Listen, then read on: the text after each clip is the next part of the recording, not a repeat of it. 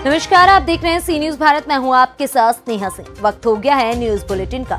इस बुलेटिन में हम जानेंगे कि कहां खेत में मिली युवक की सिरकटी लाश, कहां पुलिस ने छापेमारी कर अवैध कोयला लदे 2 ट्रकों को किया जब्त। साथ ही जानेंगे कि कहां अचानक मिर्गी आ जाने से हुई युवक की मौत। ऐसी तमाम खबरों पर विस्तार से करेंगे चर्चा। तो चलिए शुरू करते हैं खबरों का सिलसिला। जिला फिरोजाबाद के थाना नारखी क्षेत्र के अंतर्गत गांव ओखला के पास रामपुर के तालाब के निकट सरसों के खेत में सिरकटी युवक की लाश मिलने से स्थानीय लोगों में हड़कंप मच गया है। फिरोजाबाद से सीनू संवाददाता सन्नेश कुमार गुप्ता की रिपोर्ट। गोंडा मनकापुर में सपा प्रत्याशी रमेश गौतम पर लगा SC/ST एक्ट का आरोप, OBC स्वर्ण जातियों ने किया बहिष्कार। गोंडा से सीनू संवाददाता राम सेवक वर्मा की रिपोर्ट। बालूमाथ थाना पुलिस व लातेहार DMO 2 अलग अलग जगहों पर छापेमारी कर अवैध कोयला से लदे 2 ट्रक को जब्त करने में सफलता पाई है। कार्यवाही के बाद जब्त ट्रक को थाना प्रभारी के द्वारा मकैया टाट पुलिस पिकेट में लगा दिया है। मामले की जानकारी देते हुए थाना प्रभारी धर्मेंद्र कुमार महतो ने पूरी घटना का खुलासा किया है। झारखंड से सीनू संवाददाता मोहम्मद अरबाज के। नीलांबर पीताम्बरपुर प्रखंड के नए प्रखंड विकास पदाधिकारी के रूप में गुरुवार को प्रशांत कुमार ने पदभार ग्रहण किया। प्रखंड के प्रभारी निवर्तमान प्रखंड विकास पदाधिकारी सच्चिदानंद महतो ने उन्हें पदभार सौंपा। इस अवसर पर नए प्रखंड विकास पदाधिकारी प्रशांत कुमार ने कहा कि हम अपने आप को गौरवान्वित महसूस कर रहे हैं कि नीलांबर पीताम्बरपुर की शहादत भूमि पर मुझे विकास करने का मौका मिला है। मैं प्रशांत कुमार प्रखंड विकास पदाधिकारी नीलांबर पीताम्बर के रूप में चार्ज लिया हूँ। बहुत ही गर्व महसूस कर रहा हूँ। नीलांबर पीताम्बर जैसे वीर सपूत की धरती पर मुझे काम करने का अवसर मिला है। पहले मैं किताबों में ही पढ़ा करता था, आज मुझे वीर सपूत नीलांबर पीताम्बर की धरती पर काम करने का अवसर मिल रहा है। ये मेरे लिए गौरव का पल है। मैं प्रखंड विकास पदाधिकारी के कार्यों को अच्छे ढंग से करूंगा और जो भी लोगों की समस्याएं हैं उनको मैं। झारखंड से सीनू संवाददाता अवध किशोर राय की रिपोर्ट। टीकमगढ़ में धनीराम रैकवार उम्र तकरीबन 22 वर्षीय निवासी हीरापुरा नजदीकी सरकनपुर तालाब में मछली पकड़ने गए थे और तभी अचानक मिर्गी आ जाने से उनकी मौत हो गई। टीकमगढ़ से सीनू संवाददाता राम सिंह यादव की रिपोर्ट। आजमगढ़ दीदारगंज विधानसभा क्षेत्र के doctor Ram Manohar Lohia PG college के बेलवान प्रांगण में आज त्रिदेव कार्यकर्ता सम्मेलन रखा गया था, जिसके मुख्य अतिथि सुरेश राणा कैबिनेट मंत्री उत्तर प्रदेश सरकार मुख्य अतिथि के रूप में रहे। उन्होंने कहा कि दीदारगंज में विकास की गंगा बहाना है तो कृष्ण मुरारी विश्वकर्मा को कार्यकर्ता और जनता के आशीर्वाद से दीदारगंज सीट को लंबी जीत कराकर इनको सदन में भेजने का काम है। ये पहली सरकार है जिसने 5 लाख सरकारी नौकरियां देने का काम किया, 2 करोड़ से ज्यादा प्राइवेट आधार पर रोजगार के अवसर पैदा करने का काम किया है। ये योगी जी की कानून व्यवस्था ही है जो उत्तर प्रदेश में 5 लाख करोड़ से ज्यादा का निवेश, चाहे देश हो चाहे दुनिया हो, दुनिया और देश के तमाम जितने भी उद्योगपति हैं सबकी यदि निवेश की पहली पसंद है तो वो उत्तर प्रदेश है। और उत्तर प्रदेश में भी जो पूर्वांचल एक्सप्रेसवे है, इसके आसपास औद्योगिक क्षेत्र बनने वाला है। बड़ी बड़ी फैक्ट्री आएंगी, बड़े बड़े उद्योग आएंगे। उन बड़े बड़े उद्योगों में मैं आजमगढ़ के नौजवानों की ऊर्जा जानता हूँ। उन बड़े बड़े उद्योगों में आजमगढ़ के नौजवानों के लिए रोजगार के अवसर होंगे। इसके लिए कृष्ण मुरारी जी ने, यहाँ के नेताओं ने, यहाँ के प्रत्याशियों ने बहुत बीजेपी की मेहनत की है और उसी का परिणाम है कि बड़ा औद्योगिक क्षेत्र भी आजमगढ़ के अंदर बनने जा रहा है। आजमगढ़ से सीनू संवाददाता बुशाद अहमद की रिपोर्ट। झांसी में तेज रफ्तार से आ रही बस ने मारी बाइक सवार में टक्कर, वहीं बाइक सवार घायल हुआ। प्राथमिक उपचार कर झांसी अस्पताल के लिए रेफर किया गया है। वहीं पुलिस द्वारा बस एवं बाइक दोनों को जब्त कर थाने में लाकर आगे की कार्यवाही शुरू कर दी गई है। झांसी से सीनू संवाददाता शुभम त्रिपाठी की रिपोर्ट। झारखंड प्रदेश आंगनवाड़ी वर्कर्स यूनियन के बैनर तले सेविका सहायिकाओं ने 6 सूत्री मांगों को लेकर समरालय के समक्ष 1 दिवसीय धरना प्रदर्शन किया। इस कार्यक्रम में जिले भर की सेविका सहायिकाएं शामिल हुई। धरना प्रदर्शन के बाद सेविका सहायिकाओं का एक प्रतिनिधि मंडल उपायुक्त से मिला और अपनी मांग पत्र सौंपी। सेविका सहायकों की मुख्य मांगों में राज्य सरकार द्वारा नियमावली तैयार कर उन्हें तृतीय व चतुर्थ वर्गीय कर्मी के रूप में बहाल करने, जब तक सरकारी नौकरी उन्हें नहीं दी जाती तब तक सेविकाओं को 25,000 और सहायिकाओं को 15,000 मानदेय देने, सेवानिवृत्ति के बाद एक मुश्त 5 लाख रुपए और पेंशन देने व सेवक सहायिकाओं को मृत्यु होने पर उनकी बहू को अनुकंपा के आधार पर नौकरी देने की मांग शामिल है। रुपया तथा सहायिका को 15,000 रुपया बढ़ती हुई महंगाई को देखते हुए भुगतान सुनिश्चित करने का कोशिश किया जाए। आंगनबाड़ी सेविका सहायिका को सेवानिवृत्त लाभ का एक मुश्त 5 लाख रुपये एवं पेंशन लागू किया जाए। कार्य अवधि में सेविका सहायिका को मृत्यु होने पर उनकी अनुकंपा के आधार पर उनके घर की बहू सेविका सहायिका के पद पर चयन किया जाए। केंद्र सरकार द्वारा निर्धारित 2011 में लघु आंगनबाड़ी केंद्र के सेविकाओं को सेविका का मानदेय के बराबर जो घोषणा किया गया था उसे अविलंब लागू करने का भुगतान किया जाए। आंगनबाड़ी सेविकाओं से पर्यवेक्षिका पद पर नियुक्त किया जाए तथा उम्र सीमा हटाया जाए। हम लोगों को उम्र सीमा 60 पर था, 62 किया गया, लेकिन हम लोगों का मांग है कि उम्र सीमा हटाया जाए। आंगनबाड़ी सेविका सहायिका हर वर्ष महंगाई को देखते हुए महंगाई भत्ता दिया जाए तथा केंद्र से परियोजना आने जाने का टीए भत्ता भी दिया जाए। भविष्य निधि लागू किया जाए। सेविका सहायिका कोरोना महामारी में कार्य करने वाले सेविका सहायिका को मृत्यु के उपरांत 50 लाख का बीमा दिया जाए एवं कर्जा अवधि में मृत्यु होने पर अटल जीवन बीमा का लाभ दिया जाए, जो कि हम लोगों को इसमें से एक भी लाभ नहीं दिया जाता है और काम दिन रात मजदूर से भी ज़्यादा लिया जाता है। लेकिन हम लोग सिर्फ यही मांग रखते हैं कि जिस तरह से दिल से हम लोग काम करते हैं उस तरह से हम लोगों को दाम दिया जाए। इस तरह से हम लोग पिछले बार जाकर अपने विधानसभा का घेराव करके लड़ाई लड़े थे, उसी तरह का रणनीति हम लोग फिर से तैयार। झारखंड से सीनू संवाददाता लकी की रिपोर्ट। राष्ट्रीय लोक अदालत का उद्देश्य कि सुलभ और सस्ता न्याय जनता तक पहुंचे। आगामी 12 मार्च 2022 को आयोजित होगी राष्ट्रीय लोक अदालत। जन जागरूकता हेतु आयोजित की गई बाइक रैली। उक्त उद्गार आज जिला जज अध्यक्ष जिला विधिक सेवा प्राधिकरण कन्नौज संगीता श्रीवास्तव द्वारा आगामी 12 मार्च को आयोजित होने वाली राष्ट्रीय लोक अदालत के व्यापक प्रचार प्रसार हेतु बाइक रैली को हरी झंडी दिखाकर रवाना करते हुए जनता के संबोधन में व्यक्त की। जी मैम, बाइक रैली निकाली गई, क्या उद्देश्य है इसका?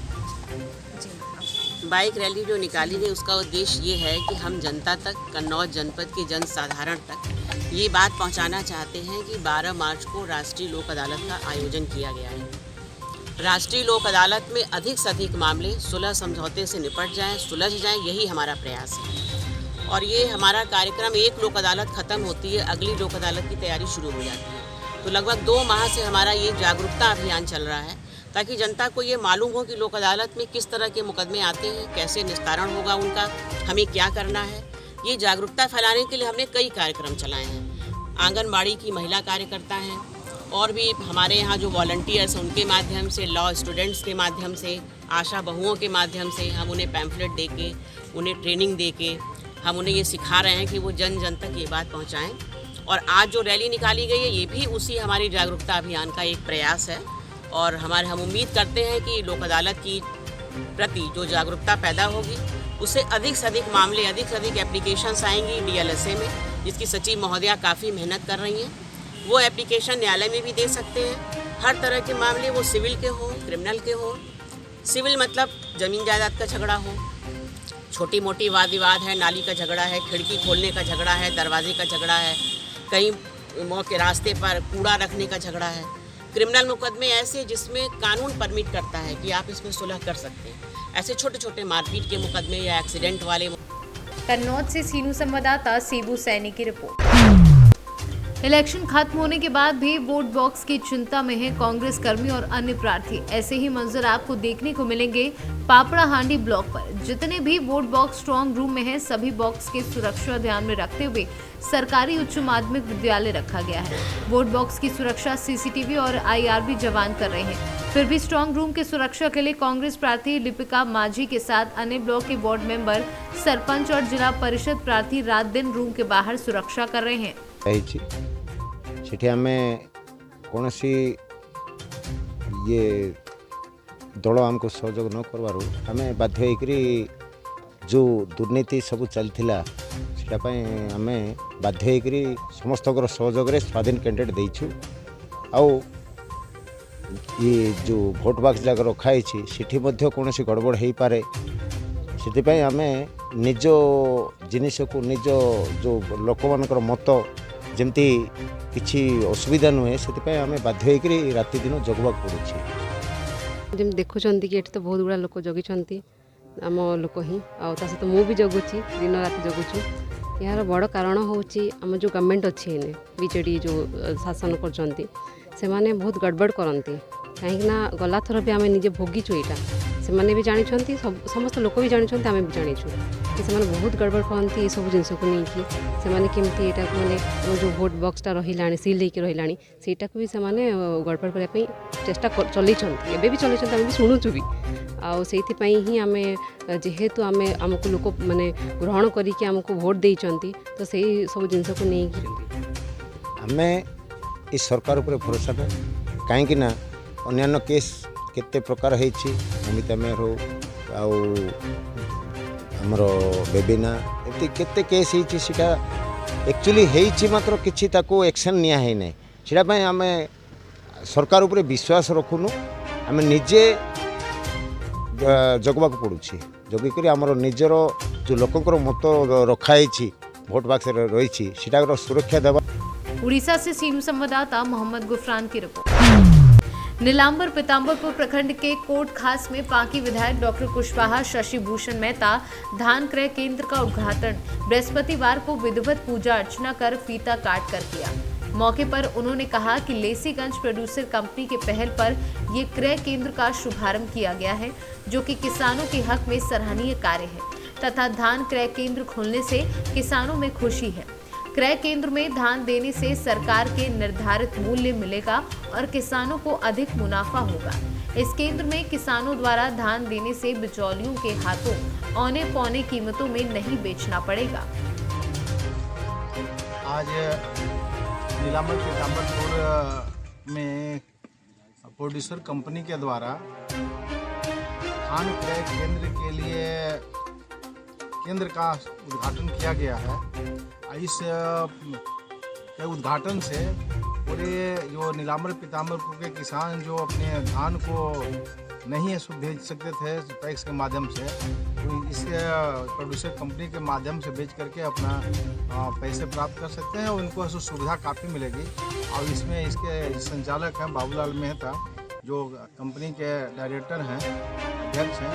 इनका प्रयास जो रंग लाया है और किसानों को सुविधा में के लिए इसका बहुत ही अहम योगदान साबित होगा।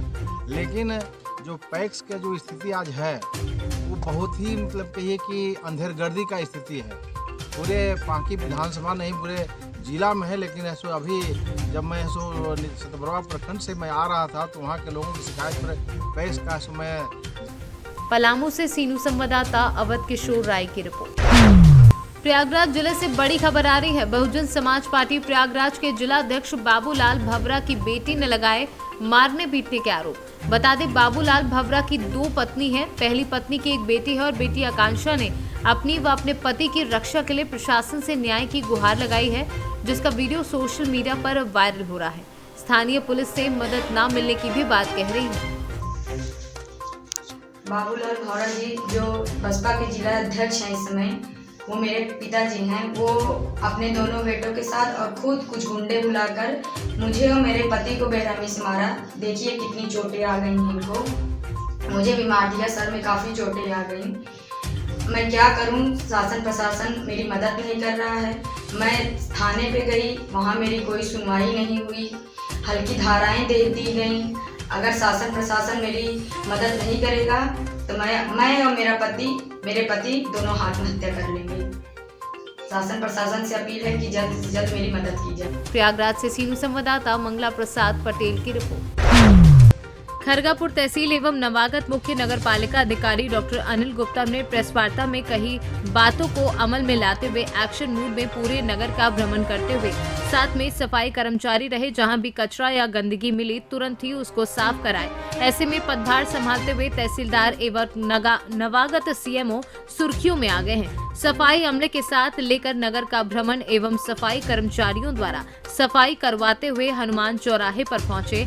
जो रोड पर ठेले लगाए हुए थे, आवागमन में परेशानी हो रही थी, वहां पर ठेले वालों से विनम्रता को समझाया और उन लोगों को आश्वासन दिया कि मैं सभी फुटपाथ पर दुकान लगाने वालों को 10,000 का लोन दिलवा दूंगा। वहीं सफाई कर्मचारियों को भी आश्वासन दिया कि आप लोगों को भी जल्द से जल्द ड्रेस दी जाएगी, ताकि सभी सफाई कर्मचारी द्वारा निवेदन किया गया कि श्रीमान जी मेरी वेतन डलवा दे, मैं परेशान हूं। तो सफाई कर्मचारियों के भी डॉक्टर गुप्ता द्वारा कहा गया कि कल रुकी हुई वेतन को डलवा दूंगा। आप नगर की सफाई दरोगा है, किस प्रकार से आज सफाई का आपने बेड़ा संभाला है? जो अभी नए आए हैं श्रीमान जी, उन्होंने चार्ज लिया है, तो स्वच्छता सर्वेक्षण चल रहा है ये 2022 का, जिसमें संकल्प उठाया हम सब लोगों ने। सब स्वीपर है मेरे साथ और एक अच्छे वर्कर है, सब लोग अच्छी मेहनत से काम करते हैं। जब उनको यहाँ बुलाएं सफाई के लिए, नाली कचरा झाड़ू के लिए, सब लोग उपस्थित हो जाते हैं।